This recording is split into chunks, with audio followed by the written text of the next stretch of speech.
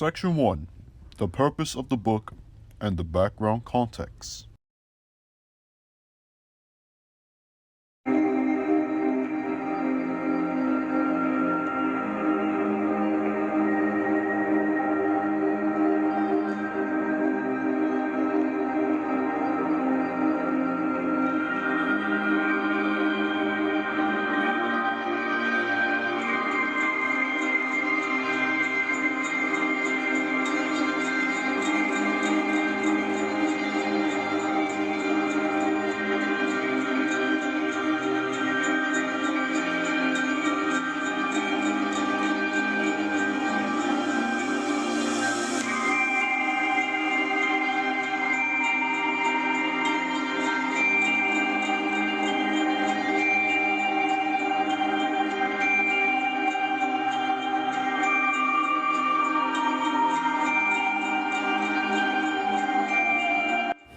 The Jewish War. When someone hears this book and hears the title just by simply looking at it, it's going to obviously describe some certain events and wars that might have occurred or certain battles. So right off immediately we can start by saying this is a historic book describing the events around Judea around the time in which the Roman Empire was at its greatest extent.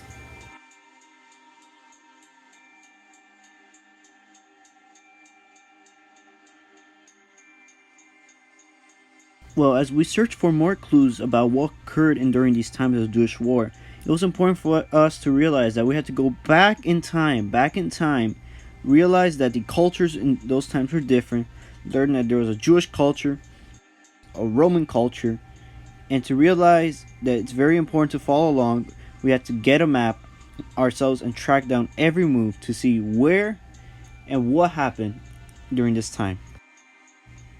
As we were studying this book, we thought it was a good idea to ask ourselves very important questions to get the more of the context what's happening. Many people might not know about the author. Can you explain to those who don't know who in reality is Josephus? Well, Flavius Josephus himself, he was actually a Jewish Pharisee before he actually became someone who took part in the wars, but he later on in the story we'll find out that he becomes a leader in Galilee, but he himself takes part in this book, and he is one of the first personal primary sources that we have on the events of the Jewish War. To this day, we know many of Josephus' writings, including the Antiquities of the Jews. Also, many people regard him as one of the main historians that prove the evidence of the existence of Jesus Christ in one of his works. He's actually a very controversial and interesting character to talk about. We decided it was a good idea to dive in between the two cultures and see what happened within those two cultures that provoke the Jewish War.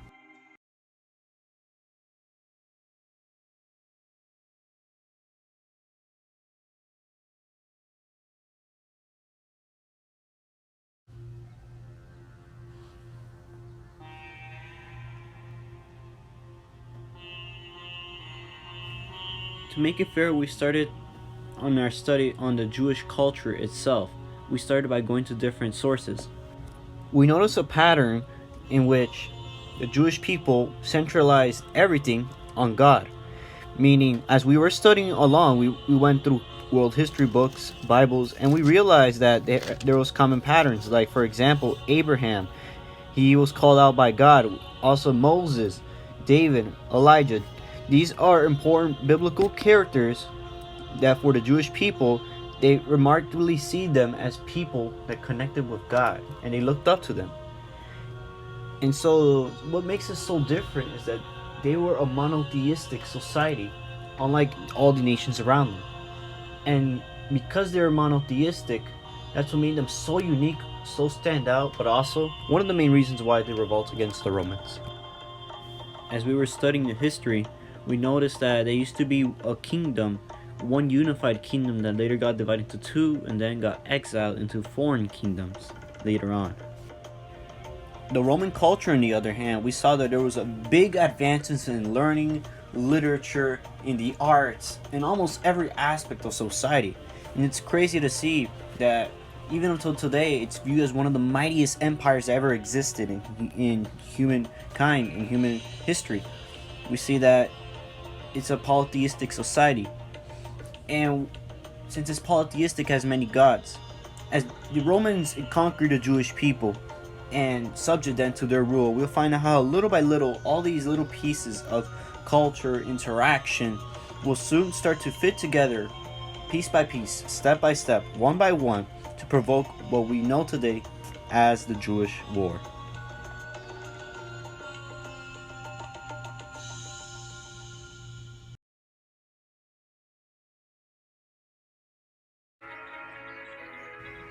Reading the Jewish War, we find out that the Jewish people, they just freed themselves from all these dynasties and from the Greeks as well. But then they went to the civil wars and all these conflicts, including with Archeritis and Artobulus, which were brothers that were fighting for a throne. And so people from foreign areas had to intercede. In this case, Pompey, who was emperor of Rome, had to intercede in those fights. And once again, Judea was going through a hard time. It was going through crises and different issues. And so Rome had to intercede because of all the crises and the strife that was happening in Judea. Someone was chosen to be a leader, and his name was Herod the Great. Now, Herod the Great is a very interesting character because he was the one that helped build the temple at Jerusalem. We will see and be talking about the reason why it's so important. Also, the controversies within his family himself caused further strife in the region. We'll find out that later on, because of these strifes and all these conflicts, what was once independent kingdom now became a Roman province under the Roman Empire.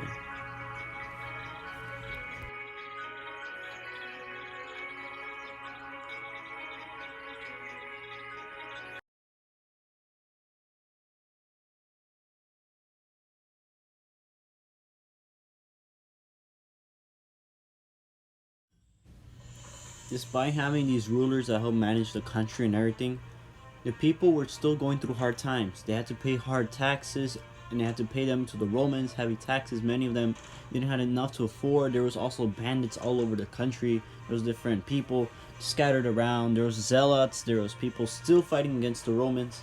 So it started to get intense over time. But there was also groups of people that Josephus mentions that took part, and especially the religious groups like the Pharisees, the Sadducees, and the Essenes. These were very important common groups that were found throughout the time of Judea when it was under the Roman rule. It was actually during this time where Jesus arose and proclaimed himself as the Messiah. And there are those controversies within the religious leaders. We find them in the biblical story.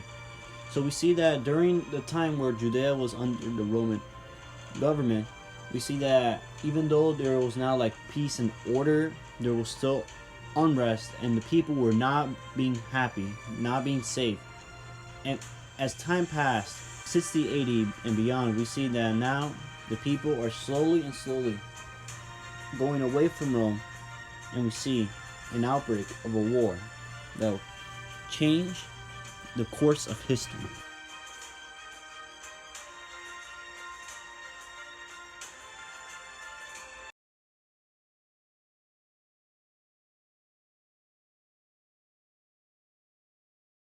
For the Jewish people, it was a custom in the temple to perform certain rites, certain sacred rites, and certain festivals that God himself appointed in the Torah. Unfortunately, there was people like the Greeks and many other people that around the empire that started to hate the Jews, and tension started to grow so much that the Jews they couldn't bear anymore. And this Roman governor in Jerusalem named Flavius put the cherry on top once his savagery went out of hand, and now the Jews were at a brink of war. As this king named King Agrippa said in these amazing words, "Everyone who engages in war relies on neither divine or human help. But when it is profanable, both are denied. The aggressor is bringing certain destruction upon himself. What prevents you from killing your wives and your children with your own hand, from consigning your ancestral home, the most beautiful in the world, to the flames? By such madness you will at least avoid the shame of defeat. It is wise, my friends, it is wise while the vessel is still in harbor to foresee the approaching storm, not to sail out into the middle of the hurricane and sure destruction. For those whom the disaster falls out of the blue are at least entitled to pity, but a man who plunges into destruction with his own eyes earns only contempt. According to the Jewish war, after he spoke all these amazing words, trying to tell the people to repent, to not do this, he was actually crying in that moment, along with his sister and along with those who were listening to his message. It was crazy because even though the people accepted it at first, when he started talking about Flores and how they had to obey him again, He got banished from the city. he was calling out to the Jews, desperate not to go to war, that they were gonna fall into the Roman hands. The Jews, thinking that it was enough what happened, decided it was time to separate from Rome, decided it was time to put an end to this, and decide it was time, and the only thing to do is fight for liberty. Little do they know, this was a huge mistake.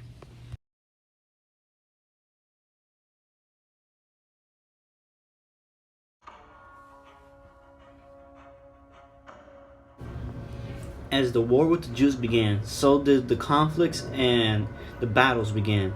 Sentis, who was part of Samaria, who was leading the province, decided to move to Jerusalem to take down the Jewish rebels that were there that drove out Florus and Agrippa.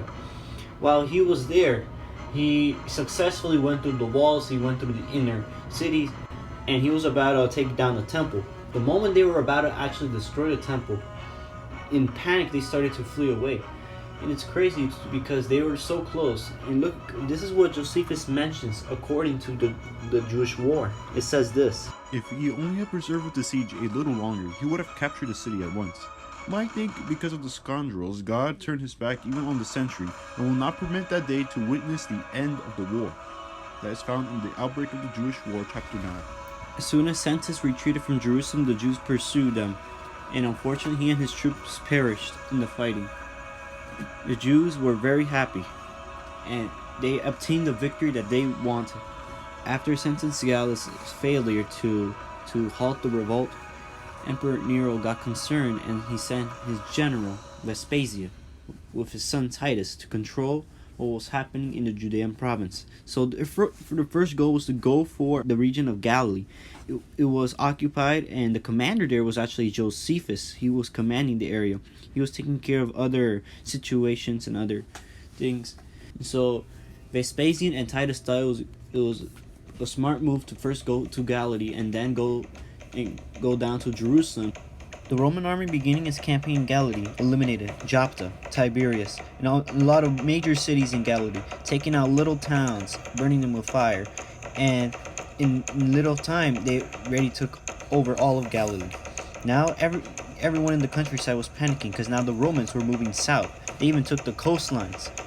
Now even in Jerusalem there was a bunch of violence and everyone was freaking out. The Romans were coming, and they felt really scared.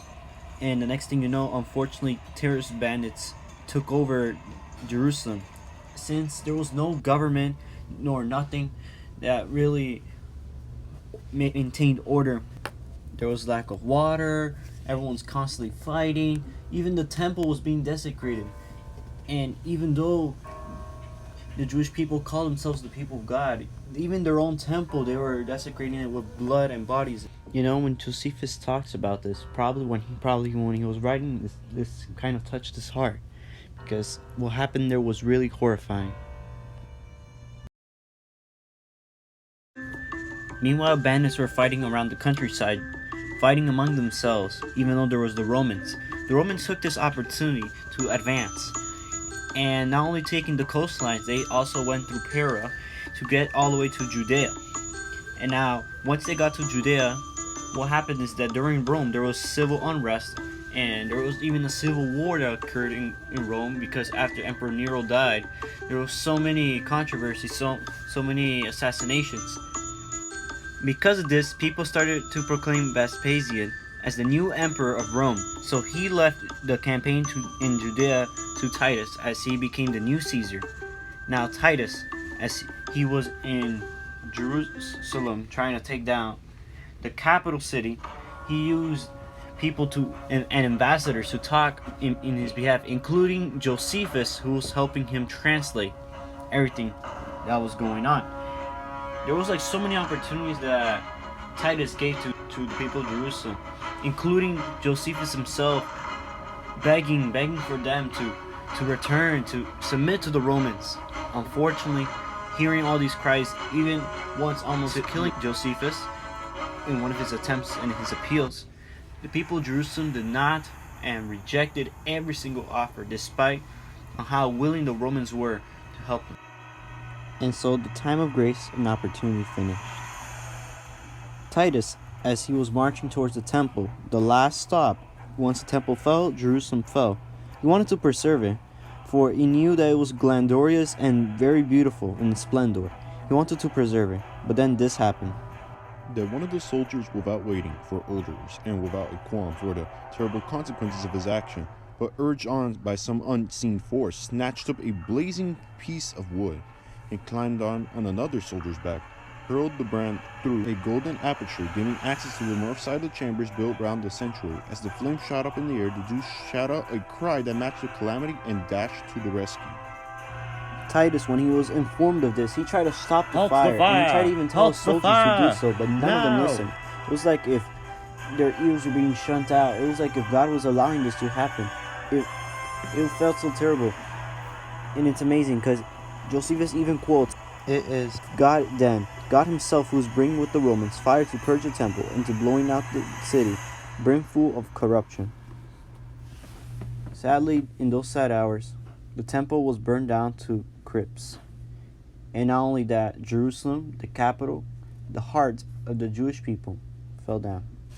Several years later, the fortress of Masada also fell, thus ending the Jewish war.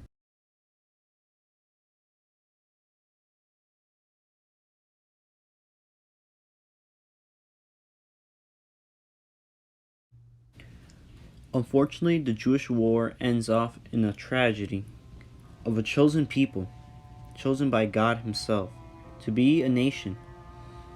According to Josephus, a man for 7 years was crying out, saying, "Woe is Jerusalem, the city! Woe, Jerusalem!" For he foresaw everything that was going to happen. And unfortunately, this man was killed. God sent many other signs, and Josephus explains this in the Jewish war. You know, God had his chosen people, and his people not only rejected him, but also became dispersed. They lost the very temple. And now, to us, today, we don't see how much we can affect one another, how much we can affect history. You know, these group of people, they made their choice, and so can we. If there is something that historians, scholars, no matter who you are, is that history has its side effects. And also, history can teach us to become better people if we listen to what happens to history. The story of the Jewish war tells us many things. Our question for today is, what will you do? How will you change history? For the better? For the worse? You know, you decide. And that's the choice that we as individuals make every day.